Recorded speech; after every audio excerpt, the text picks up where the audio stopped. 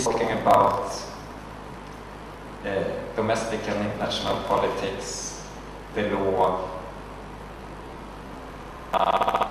relationship between and the citizens. And then also photo-based work, which is a memorial monument that I did work together with the so this is unofficial. I don't have to tell that I'm part of that.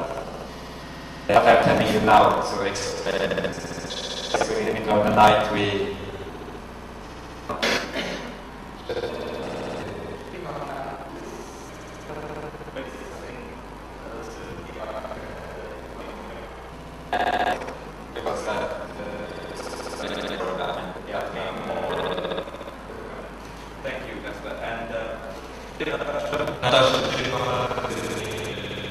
based in Amsterdam. From India and the world. So much. It's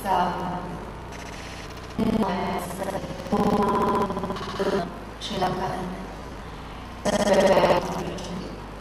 so I am currently based in Berlin and I work as an advisor and a member of the artistic team of the Berlin Biennale. So another reason why it's exciting to see the Colombo edition, second edition, third edition, sorry. It's the 8th edition of the Berlin Biennale, and we open on the 28th of May. So this is quite it's sort of a busy production phase on our end. And last year I was involved with the research, the artistic research for the Biennale itself, which took us to a lot of international regions. It's in this upcoming edition, it's one of the first times that there will be a sort of more dense component of non-European artists, and so I'm very excited about that. New commissions, and we're going to have venues, like 3 venues: the Ethnological Museum in Berlin, and a small sort of 20th century museum, which is also in West Berlin, which is a part of the city that has been less explored in the history of the Biennale. So I'm guessing that the way that it works in Colombo as well, for us, the Biennale becomes a way to sort of expand the cartography of the city and make temporary situations to encounter art through. So that's the sort of work that I'm doing this year. And I've also been part of the Taipei Biennale last year and created a semi-fictional museum within the Biennale. So there's also this way of conceiving a museum as an archival source, and this project was called the Museum of Rhythm. So, yeah. We have Radhika Hettiaraju, who is a researcher, yes, and an emerging curator. She curated Making History, the Colombo scope art. How would you describe it? Art and literature. Yeah, Festival of Arts this year. She also curated and created Her Story Archives, which she will tell us a little bit about. So as Jake said, I'm a researcher. I wouldn't categorize myself an artist with these people sitting around me. But the project Her Stories is, it's, I suppose, a cultural project rather than an art work as such. The project was essentially about combating the emergence of a single narrative. And it was about creating a people's narrative by going out and talking to people and recording their voices. And it's whatever they say, so it's not edited work. Essentially, it's things that they have written down, or things that, in the form of, for example, handwritten letters, or Tree of Life format, which is basically an artwork that they do themselves, and there's no editing, or as little as possible sort of intrusion of any kind. So it's really about archiving a voice and recording a moment in history that we will lose if we don't record it. So the Her Stories project features 270 voices of mothers from the north, south and east of the country. We have also Pietro Ruffo, who's from Rome, from Rome, and is showing at the CAP this year. A little bit about yourself and maybe the work that you're showing here. Hi, I'm Pietro. I am an artist from Rome, and I basically work on paper. And I am quite interested in political and historical subjects. So it happens sometimes that I go in some area to make some study and to create some project. And maybe I can show you later what I've prepared for this Biennale. We will see some images. Okay, we'll come back to that. Just maybe to Natasha, from a curator's perspective, but also as an artist, what are our cultural memories?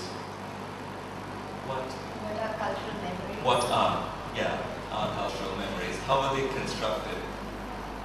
That's a really good question. I don't know if being a curator somehow puts me in a better position to answer that.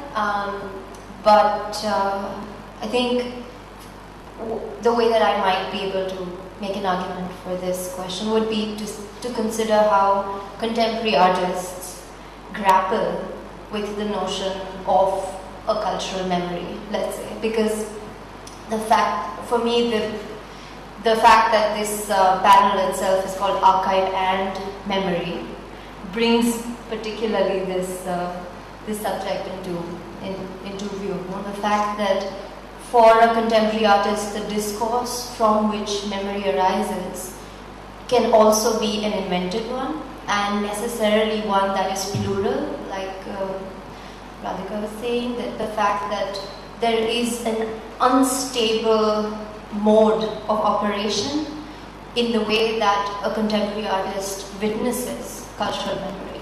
So I use witnesses because I think that it's important that just because we're talking about artists or curators, like those who display work and those who apparently, the separation of who make work, I think what we forget is the act of witnessing as the bridge between the two, and definitely with something that is cultural memory is perpetually putting yourself into a vulnerable place, so that first of all you're capable of witnessing, and then you arrive at something that can circulate as a form, because unless it circulates, it does not inscribe itself as a cultural product, and nor does it, so I mean, those are the terms in which I might be able to articulate. That's interesting. When I was talking to Jasper a little earlier, you were talking about the idea of going from what she said about a cultural product and certain cultural products that become, say, monuments of time, but also works of art. You have some experience or examples of your work with the protests, not the protests, but the events that happen. The events, yes, the events. Do you want to talk about that? Yeah, this is one of the work that I'm showing here in the Biennale. And in 2000, to just the background of the work, in 2001 there were a European Union summit in Gothenburg in Sweden, and also President Bush from the United States came visiting. And there were mobilized huge demonstrations against the politics of the European Union and President Bush. And from the beginning, the police very aggressively responded to these demonstrations. And so there became harsh confrontations. And in the demonstration, it was all kinds, from children to parents to environmental activists to more militant groups, and it was different kinds of demonstrators. But at one point anyway, so one of the events was when there was these clashes and the police started to shoot at the demonstrators, and 3 people were seriously wounded. And this was one of the events. And anyway, in the end, the police refused, or the government refused to acknowledge, or acknowledge that they did anything wrong. The resources to the police for good work. And also, after then there became trial between the demonstrators and the police, and even the police were manipulating the evidence material. For example, the footage of the situation when one demonstrator threw a small stone to the police, and the police took up the gun and shot him in the back when he was running away. The police has put the imagery, and the sound was it's maybe something. But anyway, so it was an embedded element of demonstrators, but we have manipulated material. And they said, yeah, we manipulated it, but this is how we felt about the situation. And this was several demonstrators were sent to prison for 5 years, up to 5 years, and all the police got free. So anyway, on the 10 years, then this was quieted out, or blacked out, or what you call it. And then on the 10 years anniversary of this event, me and a group of people, a poet and a teacher, decided to formulate this Ministry of Memory, because the government they won't acknowledge this, that there is a huge number of people that disagree with the government. And it's a history of the Swedish Social Democratic Welfare State, where it was quite good relationship, and people trusted the politicians and the police, and it was people paid tax and they got good healthcare and schools and so on. But this was a very clear break in this history, the relationship between local citizens and especially area. So this is why this event was important. So we decided to make this memorial of the event, because they are not visual in the public space or in the making stories. Well, tell me about the product. When you say you chose to memorialize that event 10 years later, how did that come about? What was the product? Yeah, what we made, we made in the middle of the night we pretended to make a film shooting in the Central Park in Gothenburg, and we dig down 300 kilo cement block and made this plaquette, which is with a quotation from a book talking about this event. And it's not specific, the plaquette text on the plaquette doesn't specifically talk about this event, but the feeling of being shot by when the police starting to shoot at the demonstrators. Where is this gonna end, in a way? So, in parallel to this, we also published texts that were in the newspaper talking about why we have to remember to be able to create another future, to make the history, and also why we have to raise our own monuments if the authorities don't listen. I'm just going to move slightly and talk about collective memory, and this is coming back to Radhika also. And when working on a project like her stories, there is the element in the creation of choosing to include or including a particular story, and in doing that there is also an elimination of sorts. And how do we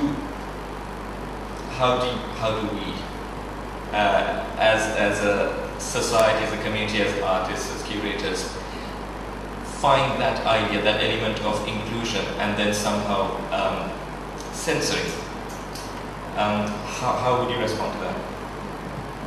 I think it's obviously a very difficult thing to do when you're curating something, to have as much as you possibly can, because you start off from a point of view of wanting to include as much as you possibly can.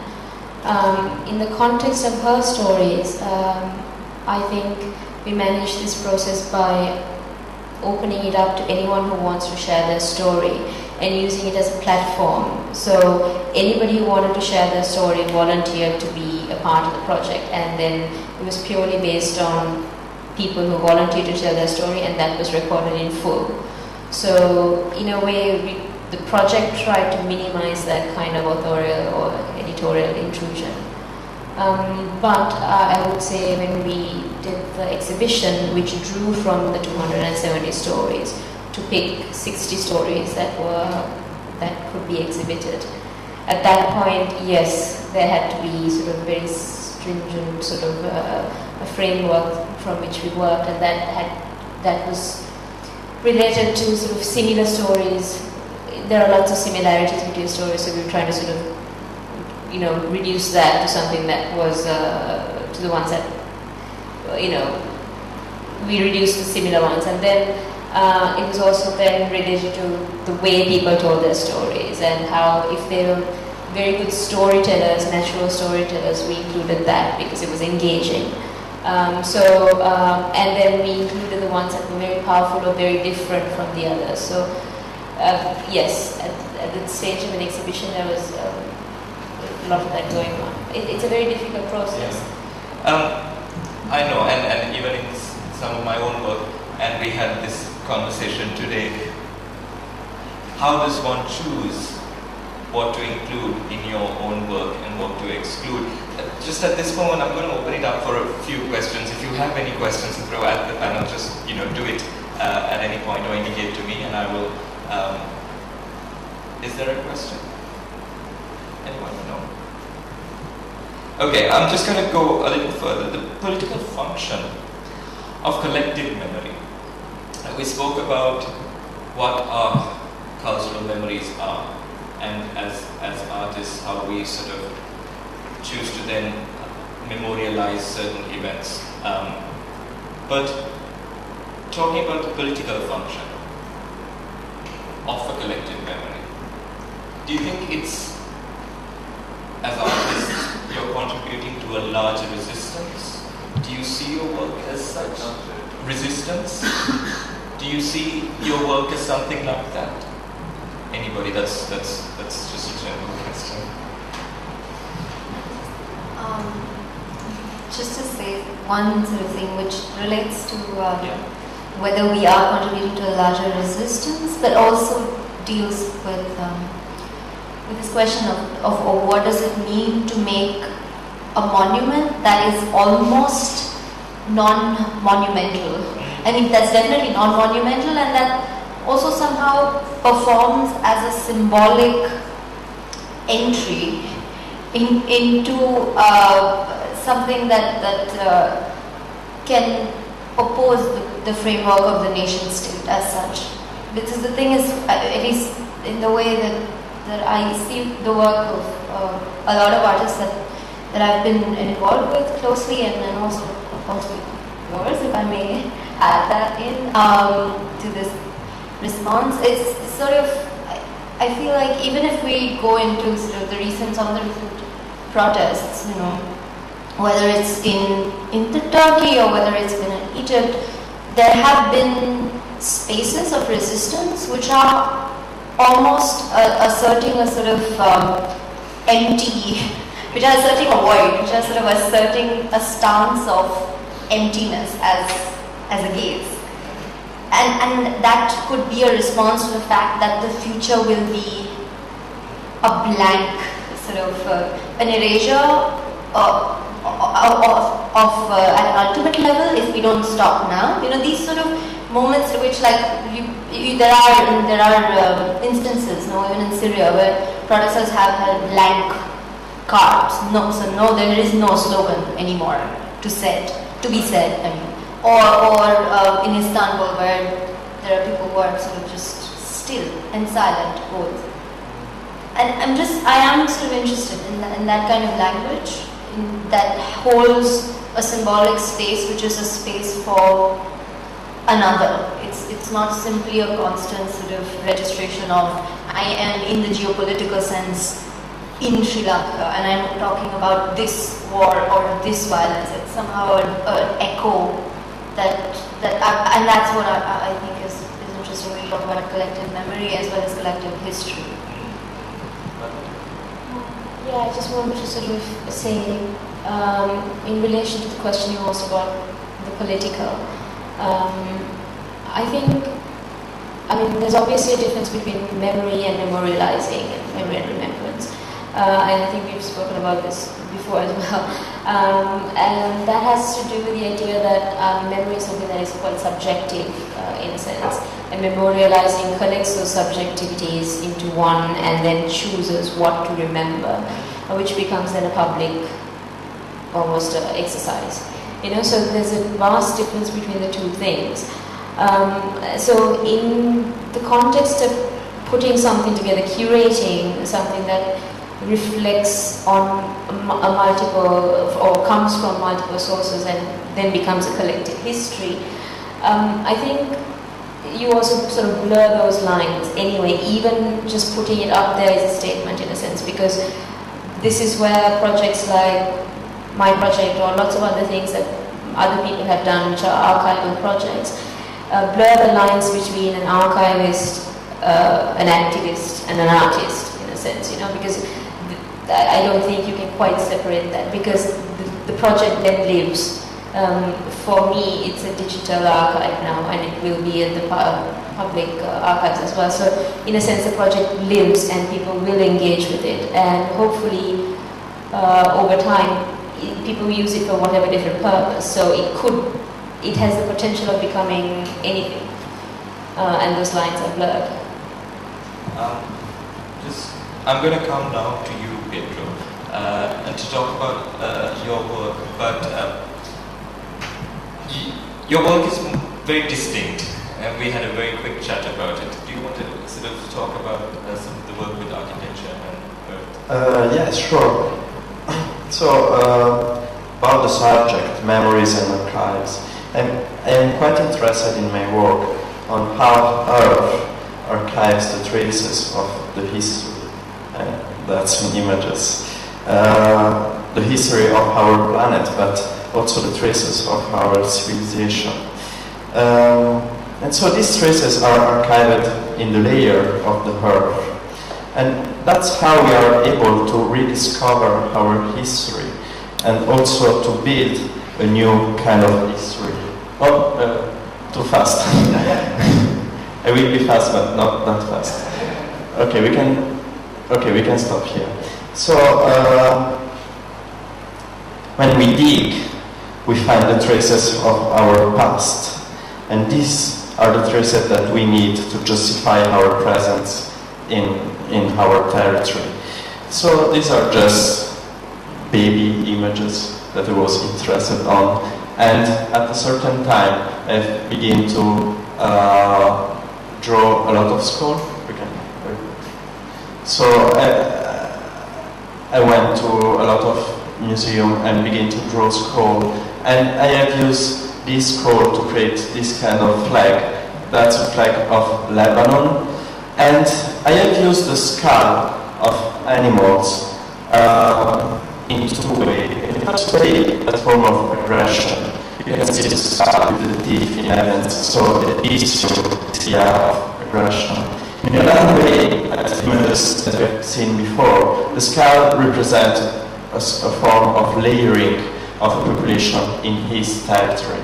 So the idea of these flags is to represent population who are really layered in the history of their territory, but who need to fight to stay in the territory where they are layered. So it's a sort of idea of self-defense. So it could be a self-defense from nations who are just near to you, or it could be a self-defense from your own governor. We can go ahead. That's Iran. Let's go ahead. Israel, Syria. That's a show that I've done with some of this flag. We can go ahead. That's me in this show. And okay, we can just stop. I was also quite interested in how different countries use the word self-defense. So when you think about Mediterranean country, the word self-defense comes immediately in your mind. It's everyday sort of self-defense. But also other countries use the word self-defense, maybe to make action far away from the borderline. So it's for this that I've done also other nation flag, like UK flag. This we'll see after. And with the same idea of self-defense, I have done this work using this insect. And this insect have a particularity. They are like scarab, and in the Mediterranean country they live part of the day under the sand to cover from the sun. Yes, from the heat. And so I have used this insect as a symbol of layering of the population of Israel in its territory, and cutting insect in Jewish prayer and covering tank with this prayer. So another time it's work about self-defense. That's a big tank, one size with 2,000 of insect. So in one way there is this idea in how the population feel layered in his territory, and how they need to fight to stay in the territory where they feel layered during the history. So another time something about self-defense, and just at the end that's the work that is here at the Colombo Art Biennale. The technique is similar, and it's about treaties from 1947 to 2002 treaties done from the United States with the country of South America, and the name of the work is Not in My Backyard, and the idea is how the United States have used this treaty to influence the political and social life of the country of South America. The last image, okay, that's the work that is here. Thank you, Pietro. We were discussing before about images and how certain events and memories are captured in images. Here we had the very sort of the armored car. And we have public art now in parks post-war in Sri Lanka, where the government has chosen to memorialize the victory with an armored car. And the idea of enemies and who the enemy is an interesting one. And I think sometimes when images are used, they can be co-opted also. Do you want to, with some of your work, Justin? Yeah, I think when we were speaking before, it made me think about how Chantal Mouffe talked about hegemonic struggles, and that it's not between essential physical subject positions that are in antagonistic relationship, like the capitalists and the proletarians, for example. It's rather about to produce, it's a struggle about produce hegemonic discourses. And I also think, to get a little bit back to the previous question that is said about how the collective memory works politically, and I think the role of art in this. And I think one way art can work, it is like a critical discourse. If you think about critical, which I also mentioned yesterday, one refers to Foucault, the relationship between the subject, the power, and the constructed truth, and how this is placed in history. And this doesn't also about imagery, how they produce cliché, they become cliché. And also Eyal Sivan writes in the book I gave you, for example, how the whites know when the barbed wire represent Gulag, or the silent black and white movies, people running around with rifles represent the First World War, for example. And this is also my work here. The image with Nemalka, Fernando, the interview, it's blackened out because it's always, it's complicated with representation, and I'm trying to think how this critical language can use this. But anyway, so and so I think art doesn't produce those, or are able to produce just criticality rather than it work critical, and it showed this relationship between subject power and truth, and how it's placed in history, and made the person actively take your own idea or tell your own idea.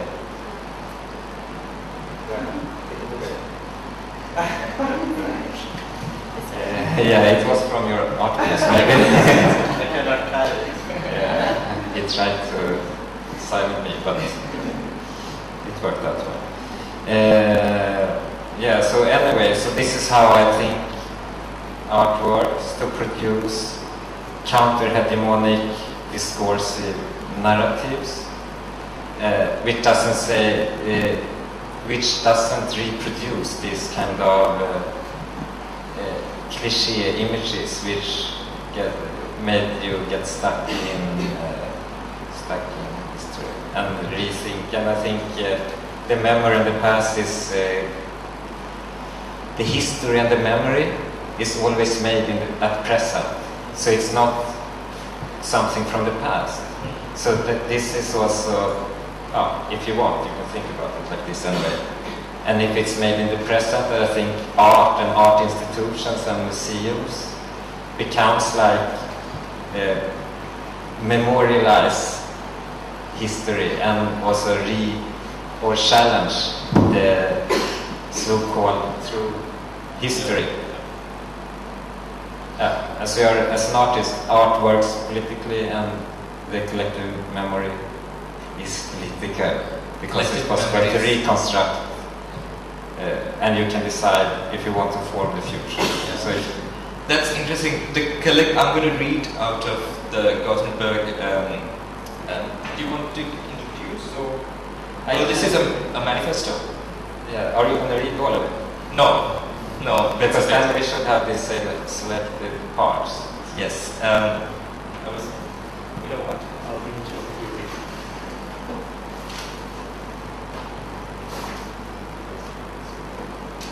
This is the first part.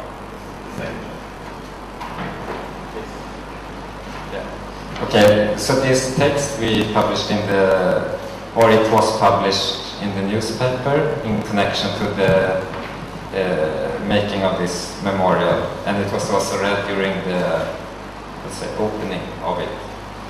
And to conclude it, I can read the introduction just to give the background. 10 years have passed since the days of the EU summit in Gothenburg, days that changed the lives of many people. On Wednesday, a memorial for these events was uncovered in Vasaparken, Gothenburg, Sweden. The group Minnesministeriet, Ministry of Memory, wrote the following text for the ceremony about the events in Gothenburg 2001.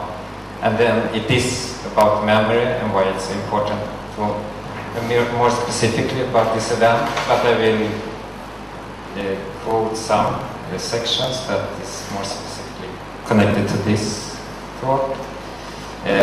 We know that if our past isn't included in the official writing of history, our stories. If our future is by official monuments, we must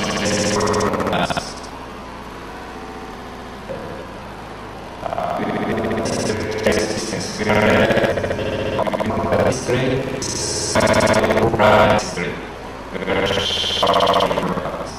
and a bit further justice reshapes the ground on which that we must reshape. We know that we create another super water. We remember word when we remember it is possible.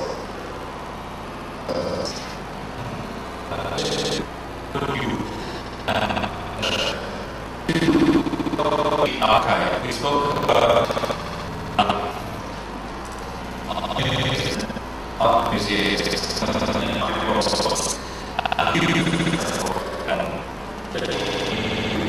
and do you want to take this?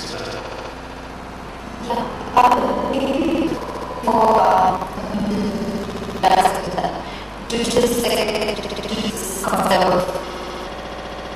archive, which I felt was very useful. The reader writes influential text. In that text, he uses the notion of archival. And I just thought that in relation to what we were saying, and also the fact that to relate to Pietro's work, the fact that these treaties that he is representing and that he's intervening with are, when they are archived in the state archive, those treaties are violent at every moment of existence. They are violent and they violate consistently. So it's this productive function of the museum performing the function of archiving and of curators somehow intervening within what can be considered an archive is what I'm most interested in. So as an example, actually I have a very quick example, which is work by an extremely important dancer and choreographer, an American dancer choreographer called Yvonne Rainer, and some of her work comes from conscience and drawing inspiration from Cage and Simone Forti and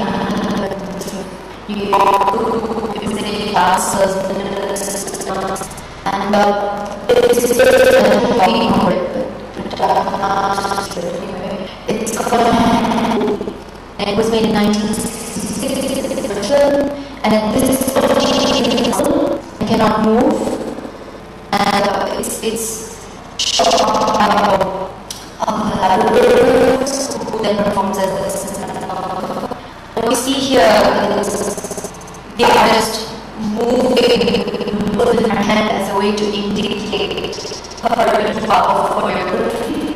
And there's the missing body and rather of that body kind of animated through the hand. This is for me a nice example.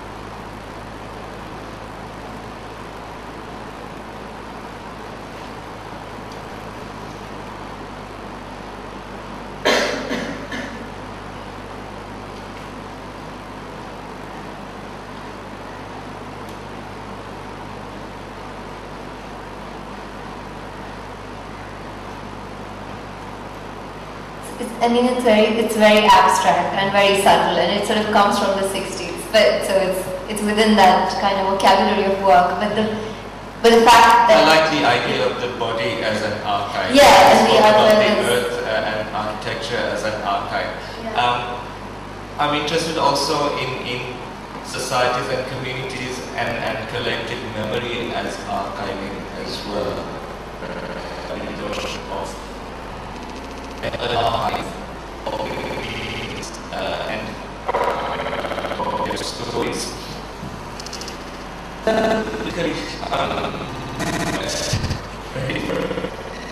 Is it politically conscious? And is it the authenticity of voices in history? No.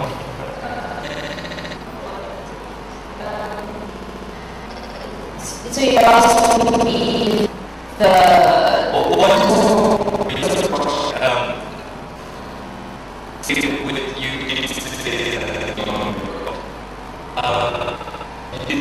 From the perspective of research, an artist who's here, this is graphic. But when of art and political choice to do in art, ended as research, all that.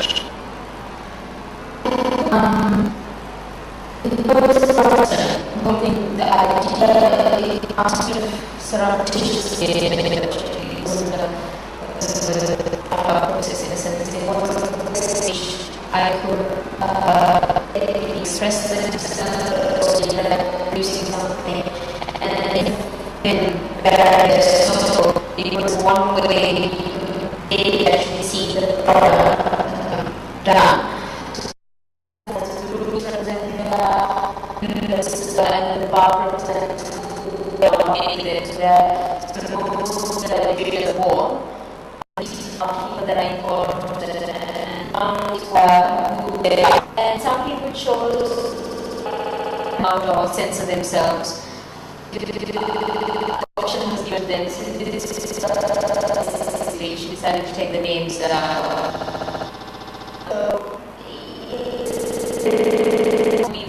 I was going to and that this had to be not. It's true the art for the stories brought in. Stories brought into the art world.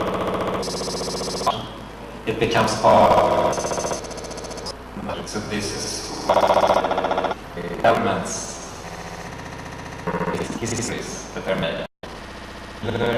Because it's also written about the archive or collective memory. The names that we're using in the first story is that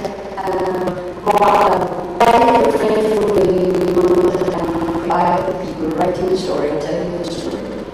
That's something very like and see the painting, right? The intent of the stories that we did say by Tamil of that. Stories we picked up graphic artists, basically kind of an experiment as well, because and all of those figures seem the same. It's minimalist. The idea there was that we would take that emotion out, we'd make it everyman, so the stories look like they could happen to anybody, and they sort of cut across.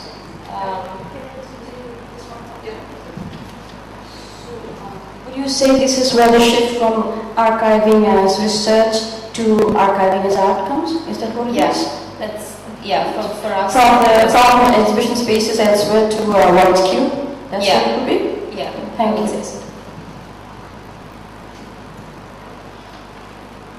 Yes, there's one at the back. This is just an open question to the whole panel. So as an artist, if your work is politically based, it becomes a representation of the politics of the time or the cultural values of the time. So I'm curious as to when you do a project, regardless of whether it has to do with the political situation in America or in Sri Lanka, or even if you're looking at cultural values or ideas that are prevalent throughout. Issues it addresses, and like how art works performatively, discursively, and I think it's if it works well, in my opinion, it doesn't trying to. It shows that the truth is constructed and that you are suggesting another story than the so-called true story, and so it's rather produce some kind of a critical thinking by the viewer I don't. It's fine with me if people don't agree with what comes out of my work, but I prefer that they are really upset. That it upsets them, because then it worked well. Because then they may maybe realize, okay, things didn't. The truth is not true. Something like that. Does that answer your question partly, or give you something to think about? Yeah, it does. I think I was looking to understand whether, I think particularly if your work is political, I think it needs to necessarily be subversive. Be subversive or subjective? Sorry. Subversive. Okay. If you have an alternate version of history, I think if your work is political and you have an alternate version of history, it necessarily needs to be subversive. And I think if it's not subversive, then you're simply either saying things not exactly as the way everyone says they are, in which case there's no point in saying anything. But the important thing, as you said, is the truth is subjective anyway. But your point of view will be biased, and personally, as a lay person, I would expect it to be, and I want to know what you think. And I would expect it to be something. So the notion of history or truth as a multiplicity of voices and sort of in our own work is how I see my own work, and I don't know if it resonates for any of you. It is including a subjective, as you put it, a story in there, an alternative in there. And so the question is not whether you as an individual artist are able to represent a time and a moment or a people or an incident truthfully, but your take on that. And that is all that could be expected, I feel personally.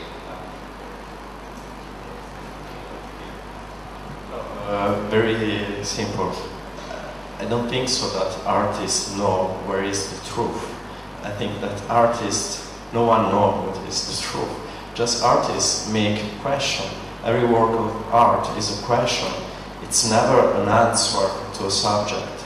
So the more you study and you go deep in something, the less you understand. But you don't understand, but you know how to make a question. And I think usually work of art are questioned. So people that see your work, and also you, looking at your own work, this make you think about the subject, and after everyone have his own truth about this subject.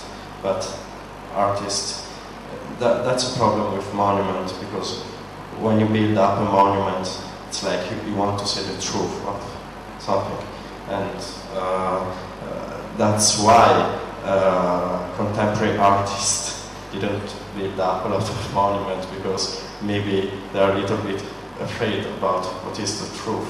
So usually we just make a question, or we can do a monument with a big question mark, but maybe it's not that interesting. I just want to say one quick thing, which was that when you talked about subversion, especially, rather than subjectivity, which is what you came to eventually, the fact is that art making has been a project of the state for as long as it has existed. So I think that's something to remember. The fact that across Eastern Europe, or whether we look at communist China, or almost every sort of civilizational and nation-state history, there have been artists who have promoted and been propaganda machines, right, for what the state vision is, and somehow the historical representation just somehow need to keep that in mind. I think at all times. Just to sort of add, directly related to this project, this part of the project was really an exercise. It was actually a research project, yeah. So this happened differently, but when it moved from being a research, and obviously then the researcher becomes part of the story as well, and you try to keep your distance, but you becomes quite difficult and then it gets blurred. But when you move from that to being this graphic art project and you choose those images, I agree that there is a distance and there is a representation of what was represented before. But it's a conscious decision though, so I don't think it's an unconscious thing where you sort of, I consciously decided to represent that in a different format, and I understand that there is then a distance from truth, but that was a conscious choice of a truth. Yeah, that's true. Sorry, I have a comment as well. I'm just going to bring it back to the question that you asked, and also to Natasha's comment on that, which I find is really interesting, and to draw the attention of the audience also to another part of the CAP, just because I'm a part of it, which is the catalogue. One of the essays that we've commissioned by Rebecca Searle is located in the War Artists Advisory Committee's commissioning of paintings in the post-World War I period. And she talks about how the contest between record and propaganda exists. And what is interesting with that War Artists Advisory Committee's commissioning of the artwork itself is that it was brought in as a propaganda machine to represent Britain in a particular light of the Ally in the post-World War I context, vis-a-vis Germany, and the bombing, the mass bombing of Germany actually, and the way in which Britain wanted to be seen and positioned in the context of the bombing of Germany. And Paul Nash represents that, but represents it in the context of destruction, and despite it being born in the context of propaganda, it still exists as artistic record of a particular moment and a particular memory of World War I. So it sometimes perhaps does not intend or start out to be subversive, but in its existence and in its take and in its, as you said, Pietro, in its sort of personal question of that moment, it contributes to a larger memory. And I think that's interesting, and if you'd like to read a little bit more, the full article is there in the catalogue. Do we have time for one more question? We can definitely Yes, have just one more maybe? Or two? Sure. I just must, because this with about art and how it works political, I think it's not only art, I think everything, I kind of believe that everything is political. The way we are dressed, the way we present ourselves and whatever, and also the way we choose to do our art, or how we do it, or how it is political, so it works. And I think visual art culture have another logic than language, which is based on some kind of modern rationalist culture, modern European rationalist culture.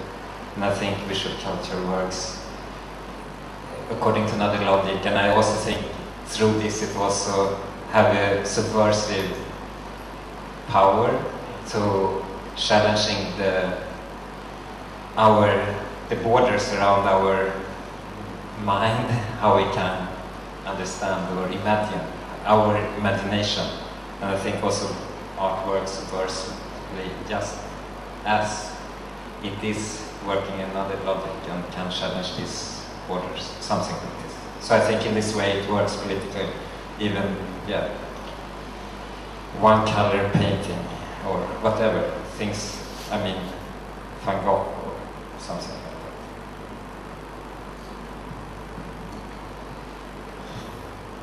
that. That's it. Thank you for coming, and thank you to our panelists for being so generous with your time.